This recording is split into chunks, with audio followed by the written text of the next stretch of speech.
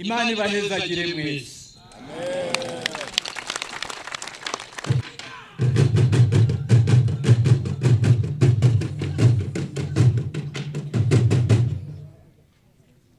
Bakunzi ba Kristo canke ba Kristu, bakunzi b'urumuri rumurikira igihugu cyacu cy'u Burundi, tugira amahoro. Biragoye gusiga umwiza, ariko ko babidusavye, reka na jewe ncishe ko utuvuta dukeyi kuri uwo mwiza kugira ngo abandanye asayangana kurusha. Imana ibahezagire.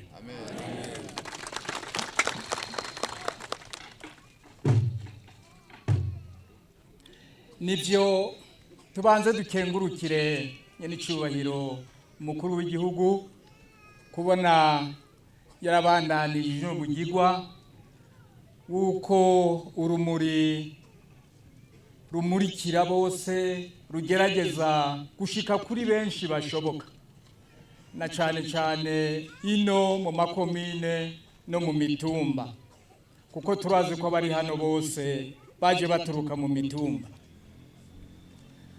Uru rumuri n'urumuri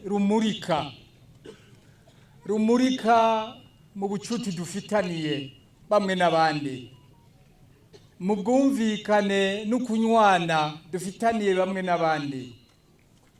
Uru rumuri ni n'ikimenyetso kije cerekana ko bimwe nyene icubahiro badasiba kutubwira, atubwira ati turi hamwe birashoboka. Rero uru rumuri rutwegeranirije kubikorwa, ibikorwa navyo nivyo bizoduteza imbere, ibikorwa nivyo bizodushikana hamwe twifuza mu 2040 eka no mu 2060. Rero turakengurutse mwebwe ntwaza rumuri mwatugendeye uno munsi.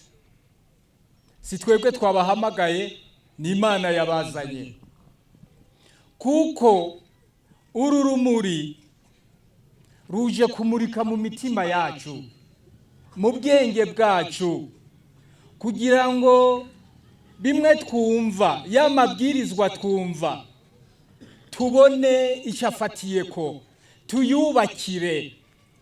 Na twebwe dutora amabwirizwa mu nama nshingamateka cyangwa inkenguzamateka, tubone ifatiro. Uru rumuri ni ifatiro ry'iterambere. Uru rumuri ruriko ruratumurika mu mitima kugira ngo tubone imbere aho tuja. Aho tugeze turahabona, aho tuja singiye kuvuga menshi cyane, ngira ngo murumva ibyo ari byo. Ibyo abarundi dukeneye ni byinshi. Hari ibyo tubona, hariho n'ibindi umengo bidusiga gatoyi. Uru rumuri turusabe rutumurikire naho handi tutabona, ariko twifuza gushika. Mugani wa Yeremiya niwe yavuze ati, mpamagara ndakwitaba, maze ndakwereke utari bwabone. N'uru rumuri rero rutumere nka Yeremiya, aho yahamagarira abageti muze mwitabaza Imana, muhamagare mwambaza Imana kugira ngo nayibereke ivyo. Uru rumuri rero rudufashe twambaza Imana, hamwe tutabona tuhabone, maze ryaterambere umwe wese yumve ko ari ukuri, yumve ko bishoboka.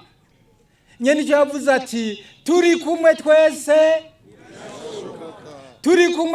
mu rumuri, turi kumwe twese inyuma y'urumuri rw'amahoro.